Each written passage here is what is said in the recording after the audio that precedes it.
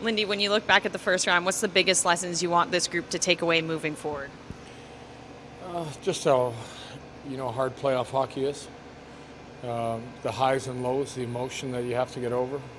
When you look back at, losing the first couple of games and trying to get those emotions in check. The highs of winning 3 straight, and then losing another game, just realizing that you got to move on in a hurry.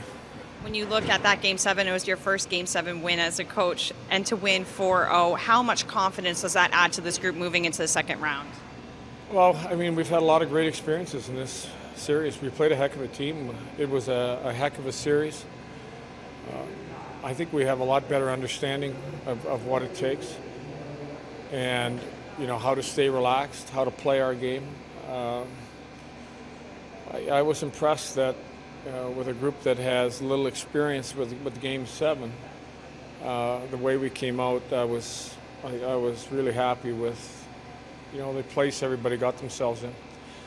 So I was going to ask you that, Lindy, and you talked about it last night about how proud you were of the team and the way they came together, and you had to make adjustments after Game 2. Did that surprise you with how well the team came together with those adjustments, with those changes, playing the fast game, getting, and tinkering here and there? Well, we talked before the series about being coachable. You're going to have to be ready for details, ready to change what the other team's bringing. When you look at Carolina, your team did play so well against them this season. I know it's new with the playoffs, but what are some of the things that you can take away from that experience into the postseason?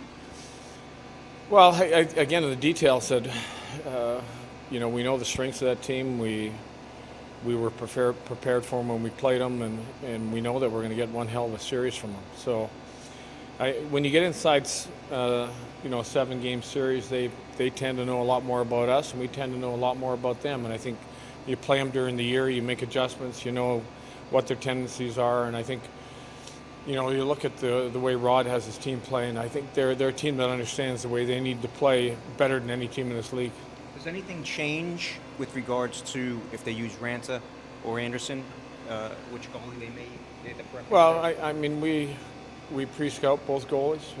We got to be ready for both goalies. Understand where we think we could, maybe take advantage of them. I still think the theme is you got to do your job in front of him, take his eyes away. You got to get your looks. You got to create opportunities where you get second opportunities. You've spent the last week and a half trying to figure out ways to beat the Rangers.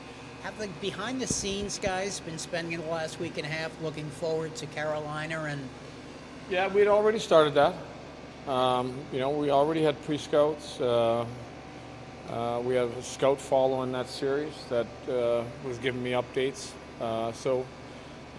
We didn't anticipate winning, but we're preparing for winning the series and moving on. So when you have a team like Carolina, obviously, like to activate the D like you guys do, what problems does that present? I know you want to get above them, obviously, but is there a way you have to adapt to that, or is it just being more aware that the D like to activate? I use the term we got to use their speed for back checking too, and I think that our back checkers can match the speed of their defensemen, and then it's managing your shift so your shift length doesn't get too long, and all of a sudden the other team can take advantage of you. You mentioned Rod's system. Is Carolina, and traditionally it seems as though one of the more structured teams in the league? They play with structure and they stick to that base, and that's why they're successful? Well, I think every team has their structure. We have ours, which is different than theirs. And we've worked for 82 games now and 7 playoff games to try to perfect what we think is best for our team. He knows what's best for his team. He believes in that, and the players play it, and they've had a lot of success. Timo looked a little bloody last night. Did he need any stitches, and is he all right? I haven't seen him today. He came back to the bench. He said he was feeling okay. Today we'll probably tell the story. But to me, he looked like an old-fashioned hockey player. So you got no update on him this morning then? I haven't yet. I was in another meeting, so I haven't seen him yet. But I'm anticipating good news. I can tell you that. It's a quick turnaround. You play tomorrow. Is that a benefit for this group to keep the progress going, or is there a thing you have to think about? I can tell you from my experience that I would rather just keep this thing going, keep your schedule, keep it every other day, than having, 4 or 5 days and you're trying to simulate games and maybe what your opponent may look like. We've got our game at a high pace. We know that today's a rest day, and tomorrow we're back to work. Jesper, congratulations on the first series win. When you look back on those 7 games, what's the biggest lessons that this group is going to take away going into the second round? Yeah, definitely how we bounced back after those 2 first games. I feel like we obviously started a little tense. We were probably building up this little pressure in ourselves, and I think everyone was grabbing their sticks a little too hard and stuff in the beginning of the series. And but then after those 2 first games, we started relaxing. We started playing our game, and that's what made us successful when we started playing our Devils hockey. And obviously, you can get away with a win in the series, and coming in now to the next year with a really good feeling. And how much confidence winning 4-0 is that in a Game 7 that you all stepped up in many of your first Game 7s so strongly? Yeah, obviously it builds some confidence, it builds some character in the group too, that we trust each other, that we all step up when it means the most, and we all elevate our game to the next level, and we really trust the process that we have. And obviously that's a good feeling going into the next series. Just what was it like scoring that empty netter goal? Not only for yourself to get one, but also that was pretty much the goal that sealed the game and sealed the series. I know 3-0 is a big surrounding, but once you get that empty netter, it's pretty much over. Yeah, obviously 5-on-6 is something that we worked a lot on, and something that you know that in a playoff series that's going to be important. And for us to get, one goal in Madison Square Garden and one at home and as an empty netter is obviously a key in our game to kind of play that good, solid defensive game and not letting them get back in the game. So obviously for myself to get on the board was obviously a little confident booster, and get that out of the way, and now we can really get to work. Do you envision any difficulty coming off the high of beating the Rangers, getting 24 hours to celebrate, and then you're right back at it? Well, I think it's kind of good that we have done. We just get right back at it again. I think sometimes when you have a long break in between, you get a lot of extra time to just go around waiting for a series to start. So I think this is going to be positive for us to get right back at it and bring that energy and that positiveness that we had last game. I know you're a player that's usually hard on yourself. You want to produce for this team. Was there any frustration, or did you feel yourself pressing when you didn't have any goals there until that empty netter, Jesper? Was anything happening differently? Were they guarding you differently? Or? Well, obviously it was nice to get on the board and stuff, but at the same time now it's about playoff. It's about winning games, and so I feel like I. Even because I didn't get on the scoring sheet, I find ways to help the team to win games and win series, and maybe help the team being on the ice when their other team's best line is on the ice and make sure they don't score. So when it's about playoff, it's just about winning games, and obviously for myself as a booster to score that kind of goal kind of helped too, but now it's just about winning games. Is it also nice to see a guy like Eric pick up 4 goals and McLeod get his first goal since January, and Tatar chip in? It was like a team effort. Yeah, for sure. In the playoff, you're going to need everyone, and you never know in this kind of series like this who's going to step up. And Halsey has proven that he's been in a lot of playoffs before this, and he has the maturity and the experience of this, and he has really stepped up in this series, and we know he's just going to be a better and better leader and take a bigger step in this next series. What do you expect from Carolina? Obviously, pretty tight series you guys played during the regular season. Yeah, they're an extremely good team. They're forward-checking hard. They're a 5-man unit. They don't give up a lot. They're playing a tight play in the D zone. You don't always get to create too many chances against. We're gonna have to be sharp, and we're gonna have to play our best game, and we're excited about the opponent. Are they one of the better defensively structured teams, Jesper? Yeah, I would say so. I feel like when you look at stats and stuff, they give up the least amount of scoring chances and stuff against, and rush chances too. So we're just going to have to make sure that we play good with the puck and we don't force their offense. They get a lot of good skill up front. They can really create scoring chances out of nothing. So we gotta limit that and make sure we do the right things with the puck. If the Boston gets knocked out, is there almost a feeling as though it's kind of wide open now? I think every team that made it to this second round made it for a reason, and they all deserve to be there. And in a best of 7 game series, I feel like the best team is going to win. It's 7 games, not a one-game win or lose. And I mean, we got this far for a reason, and Carolina did so too. And the best team is going to win this series. So the fact you had success against them during the regular season means nothing. No, it's obviously a good feeling that you feel like as a group we played a solid game against them. That our type of structure and the way we played and with our speed that we could do some damage to a team like that. But at the same time, playoff is going to be different, and we're excited about the challenge. With the way Carolina likes to activate their D, what is the responsibility on the forwards to try and track back and get above them, and how important is that going to be in this series? Yeah, it's going to be similar as against the Rangers. There was, there were a lot of good skating defensemen that likes to join, and for us as forwards, it's going to be about staying in structure, staying above their guys, and make sure that we have five guys back and not letting them come with those old man rushes. Thank you. Jonas, as you look at that first round, to recap, what are some of the biggest lessons or areas of growth that you all want to take moving forward?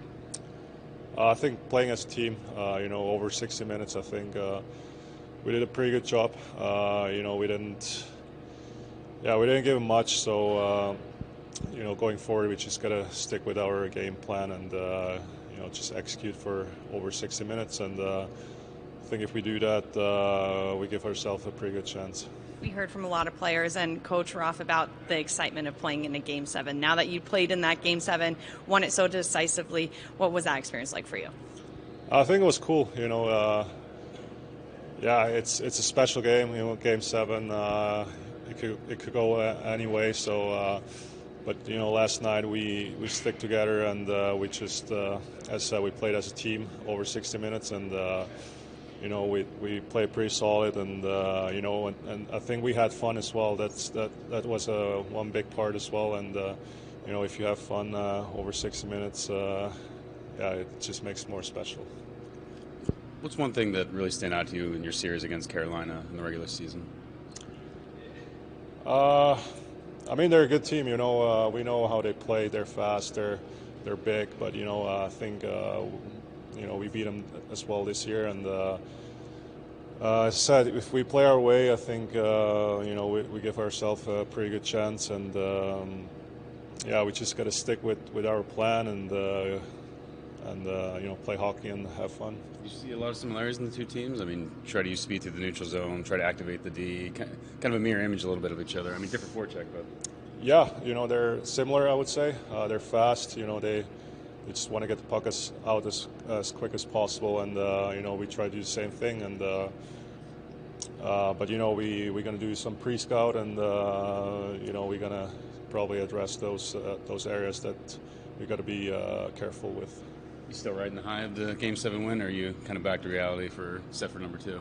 I think we're back to reality. It's a quick turnaround here. We play tomorrow again, and we're range is past. Now it's Carolina, so we got to focus on them. Jonas, how has that partnership been with Dougie Hamilton? How is he as a D partner?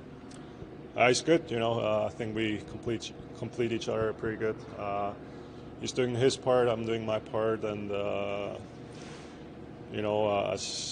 think we played the whole season together, and I think we created pretty good chemistry, and it's been good so far in the first round. How do you complement each other? Like, what are the assets that you bring and he brings that kind of forms that? I think we all know he's pretty good in the O zone. He shoots the puck a lot. I'm more here for maybe a little dirty work, I would say, and but it's fun to play with him on the ice and off the ice. He's a pretty good guy too. So we get along pretty well, and on and off the ice. How big was that Game 3 overtime goal by Dougie? You could call that maybe one of the biggest goals of the series. Yeah, every goal means a lot here, especially in playoffs, and maybe that was kind of a little bit the turning point, and we need him to score goals, obviously, and that's what he's doing, and so I'm happy that he scored there. One of the things that stood out to me was in the 7 games you took 28 penalties. Is that being a little undisciplined? Because they took advantage when they won.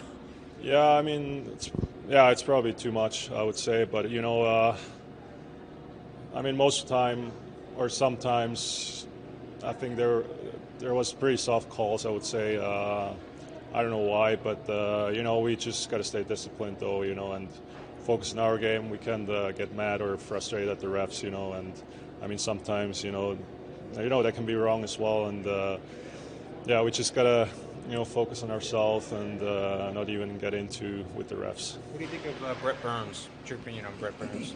Burns? Burns, yeah, from Carolina today. What about him? Brett Burns. What do you think of him as a defender? Oh, he's good. He's an experienced player. He's been in the league for a long time, and he's a great player. But we have good players too. So yeah. Would you ever make your beard as shaggy as his? My beard? Yeah, it's getting itchy a little bit, but I'm planning to let it grow for a long time. As long as Burns' beard? I don't know if I can get to that length, but we'll see.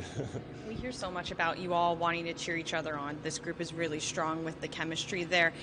When you see players like Lazar and Halla step up and score goals in the playoffs, how much more special is it for this team that you all are able to contribute?